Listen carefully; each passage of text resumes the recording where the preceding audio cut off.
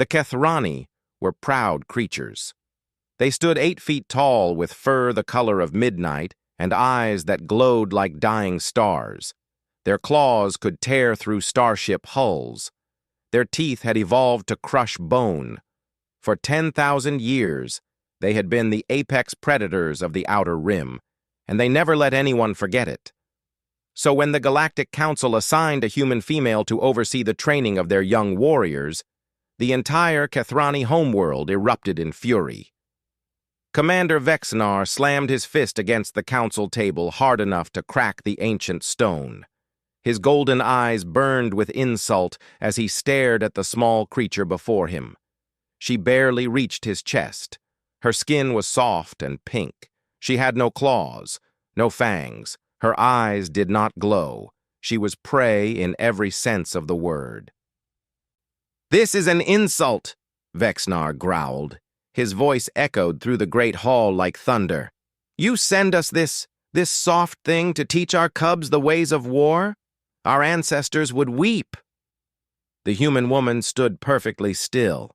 Her name was Elena Vasquez, and she had spent 15 years serving in the most dangerous corners of the galaxy.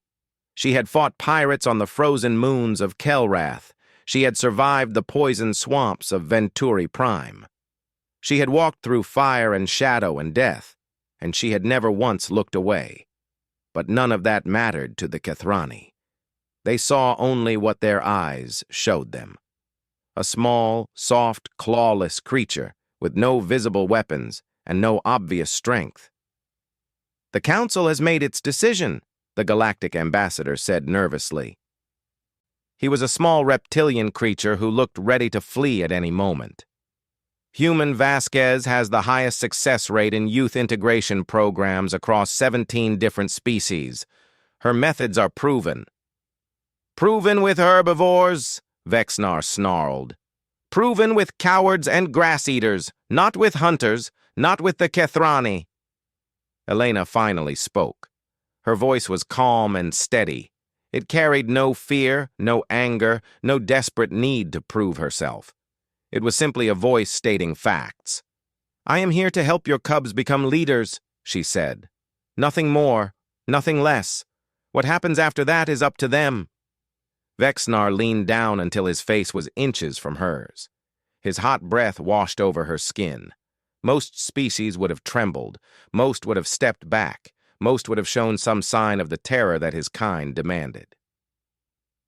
Elena met his gaze and did not blink.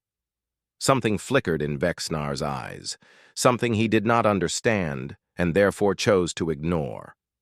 He straightened and turned away with a dismissive wave of his massive clawed hand. "Do what you will, human. The cubs will eat you within a week.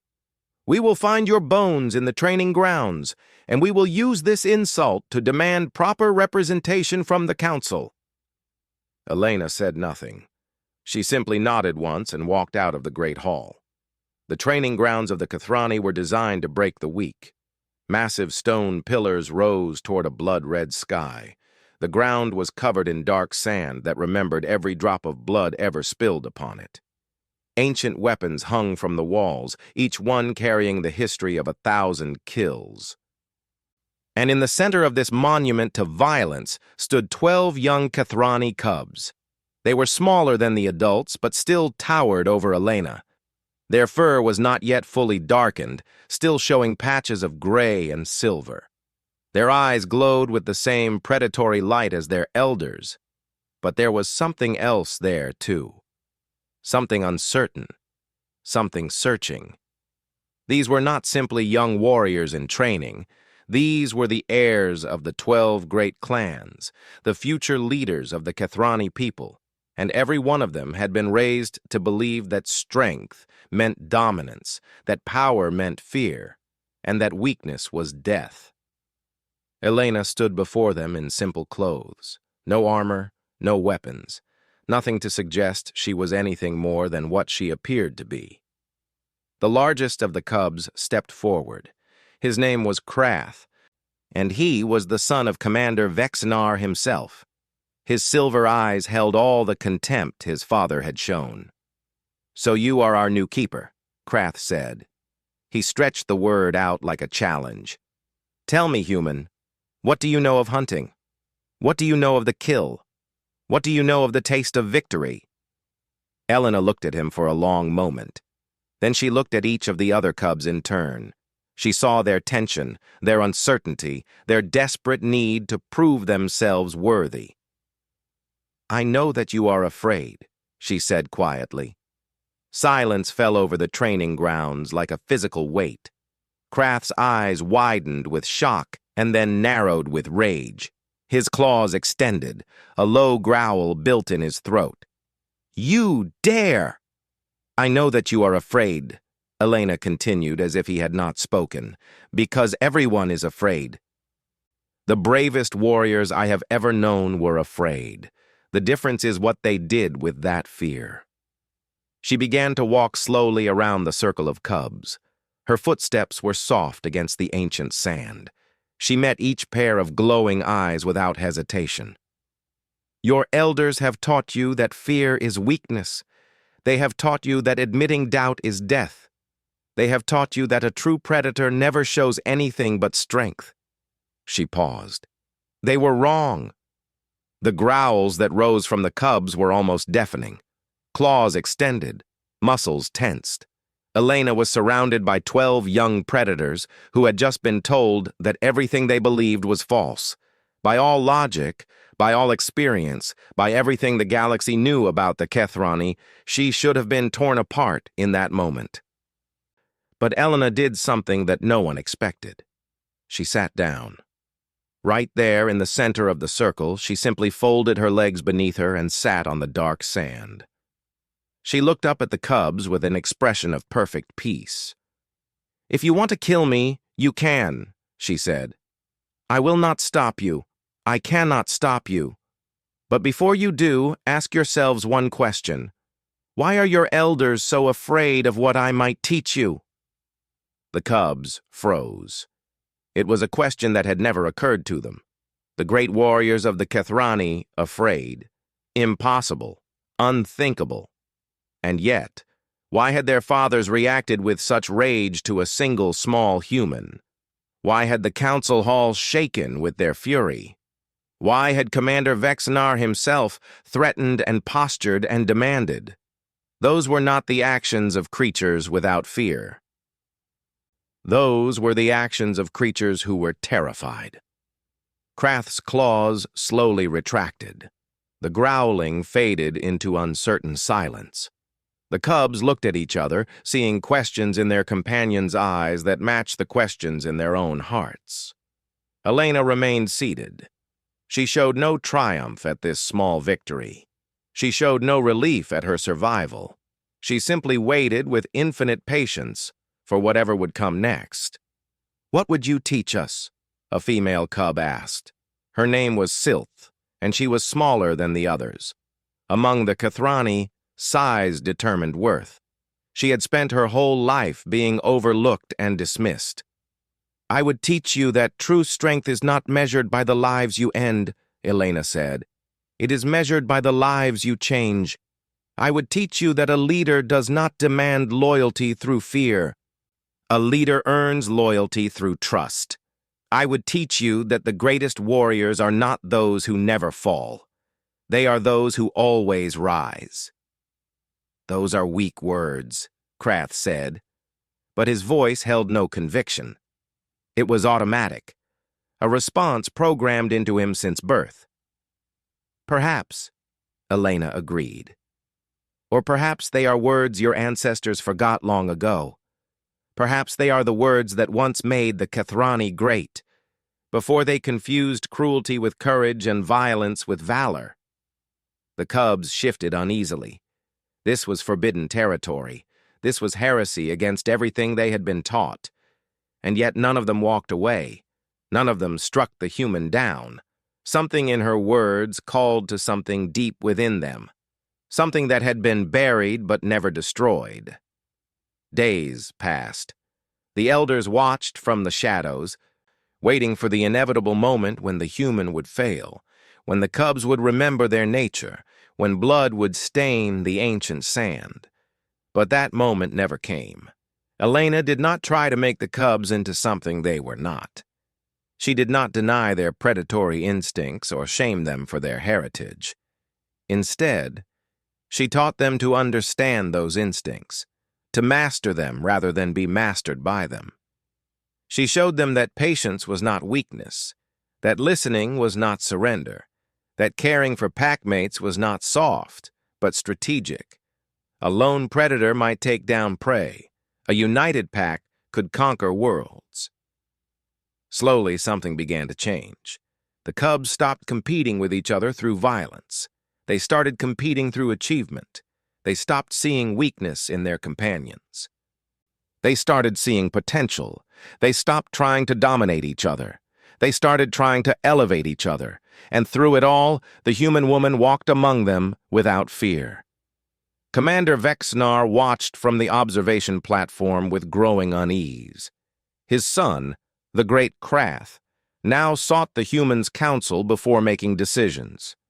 The cubs had formed genuine bonds rather than temporary alliances. They moved as one when they moved. They thought as one when they planned. They were becoming something new, something the Kethrani had never seen before. They were becoming a true pack. The day of the final trial arrived. The cubs were to be released into the hunting grounds, a vast wilderness filled with dangers both natural and artificial. They would be tested on survival, combat, leadership, and strategy. It was the same trial that had forged Kethrani warriors for 10,000 years. But as the gates opened and the cubs prepared to enter, something unexpected happened. Krath turned and walked to where Elena stood. The other cubs followed. One by one, they formed a line behind her. Not in front of her, as they would have done with the Kethrani elder they sought to impress. Behind her, as guards protecting something precious. The watching elders gasped. This was unprecedented. This was impossible. Prey did not lead predators. Soft things did not command the mighty. But the cubs said nothing. They offered no explanation. They simply stood in silence behind the human woman who had taught them what their own people had forgotten. Elena looked at them with eyes that shone with something the Kethrani had no word for. Pride, perhaps, or love. Or simple recognition of one soul seeing another. "You do not need me in there," she said softly. "We know," Krath replied. His voice was calm and measured. He had learned to speak without growling, to communicate without threatening. "We choose this." "Why?" It was Sylth who answered.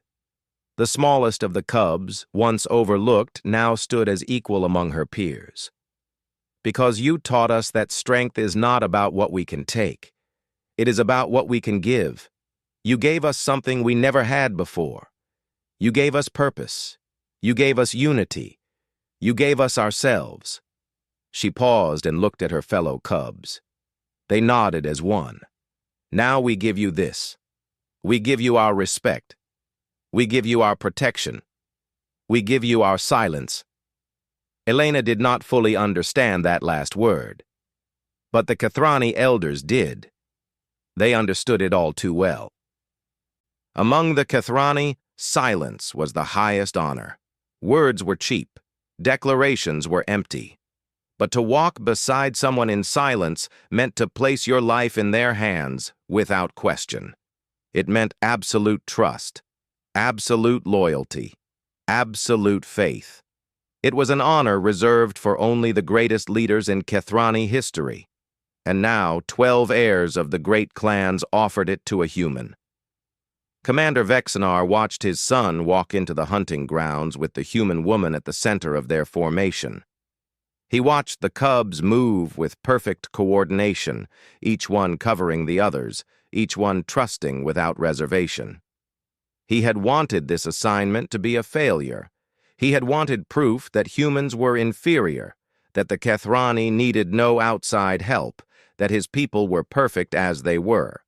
Instead, he had received something far more disturbing. He had received hope. Hope that maybe the Kethrani had lost their way. Hope that maybe strength and compassion were not enemies. Hope that maybe his son's generation would be better than his own. It was terrifying. It was wonderful. It was completely and utterly human.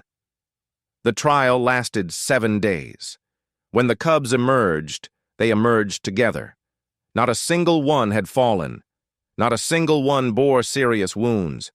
They had faced every challenge not as individuals fighting for dominance, but as a pack fighting for each other. And in the center of their formation, walking with her head high and her heart full, was a small, soft, clawless human woman who had done something the Kathrani believed impossible. She had led predators. She had led them not through fear or strength or dominance. She had led them through love. The Galactic Council would later call it the Vasquez Doctrine, the principle that leadership was not about power over others, but power shared with others. It would spread across the galaxy, changing species after species, transforming the very nature of interstellar politics. But Elena Vasquez never cared about any of that. All she cared about was the 12 young warriors who walked beside her in silence. The 12 predators who had chosen to follow prey. The 12 futures she had helped to shape. The Kathrani had claimed that a human could not lead predators. The cubs had proven them wrong in the most profound way possible. They had chosen to be led, not because they had to, not because they feared the consequences of refusal, but because they wanted to, and that made all the difference.